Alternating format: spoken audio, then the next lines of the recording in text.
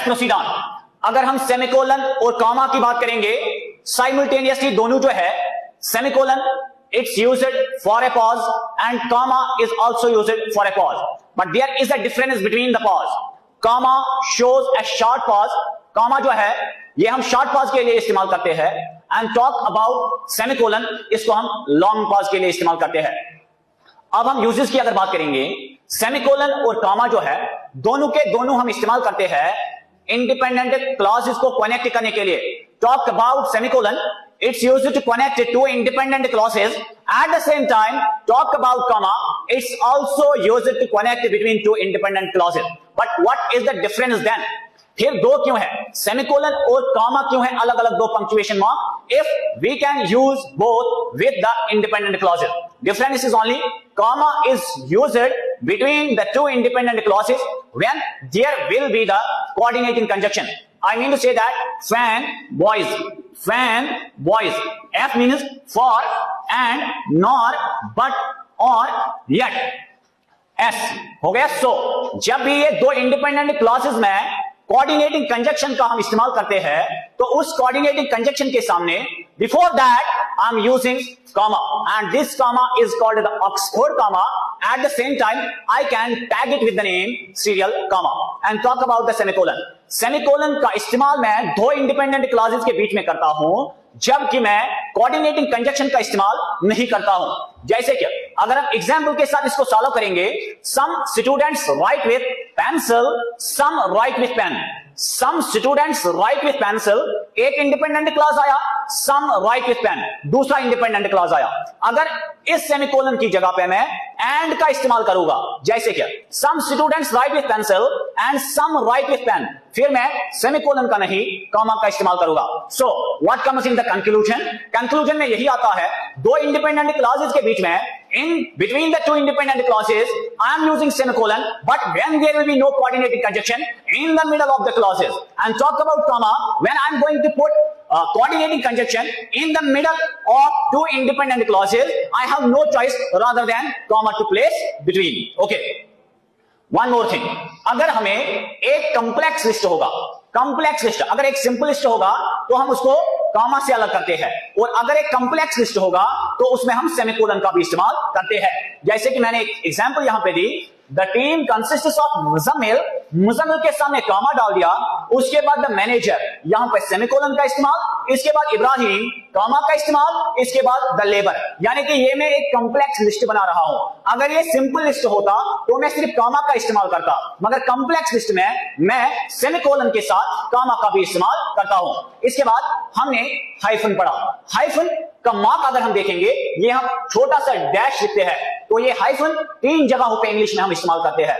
Hyphen has three uses as a when we use it as a punctuation mark. पहला, ये हम इस्तेमाल करते हैं प्रीफिक्सेस के साथ। प्रीफिक्स का मतलब है जब हम कोई वर्ड लिखते हैं उसको कोई और वर्ड आगे ऐड करते हैं, उसको हम प्रीफिक्स कहते हैं। जैसे कि यहां पे अगर मैं एग्जांपल के तौर पे आपको समझाऊं, इलेक्ट के सामने री लिखा तो रिएलेक्ट बना, ऑपरेशन के सामने को लिखा तो कोऑपरेशन बना।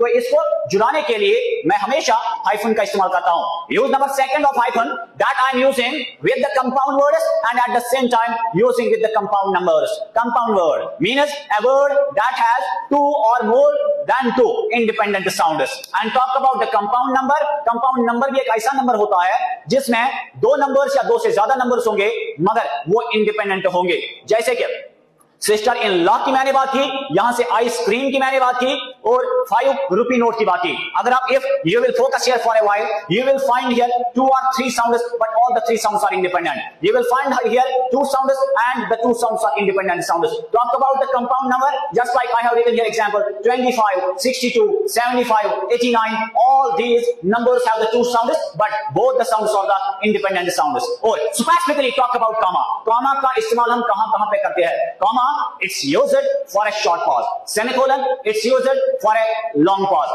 Number second, comma को इस्तेमाल हम करते हैं between the two independent clauses and before the coordinating conjunction. for के सामने, and के सामने, but के सामने, so के सामने, और के सामने। और इस वाले comma को ऑक्सफोर्ड और सीरियल comma कहते हैं।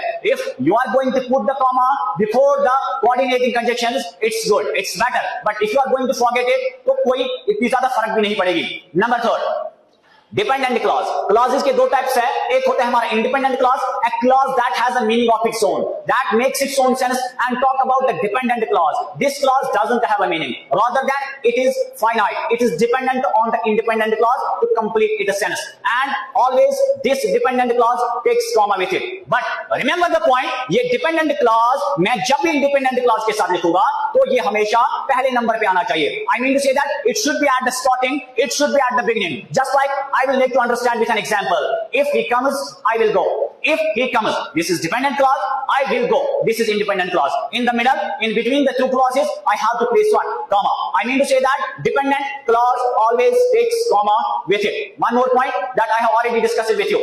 Salutation के साथ always I'm using comma. Salutation. I am writing this salutation in the letters, in the informal letters mostly, usually. Just like dear mother, dear father, dear sister, dear friend. इसको salutation कहते हैं. इसको मैं email में भी इस्तेमाल करता हूँ और इसके साथ मैं हमेशा comma का इस्तेमाल करता हूँ. इंग्लिश में इसके अलावा कुछ और भी वर्ड्स है जिनके साथ यूजुअली मैं comma का इस्तेमाल करता हूँ.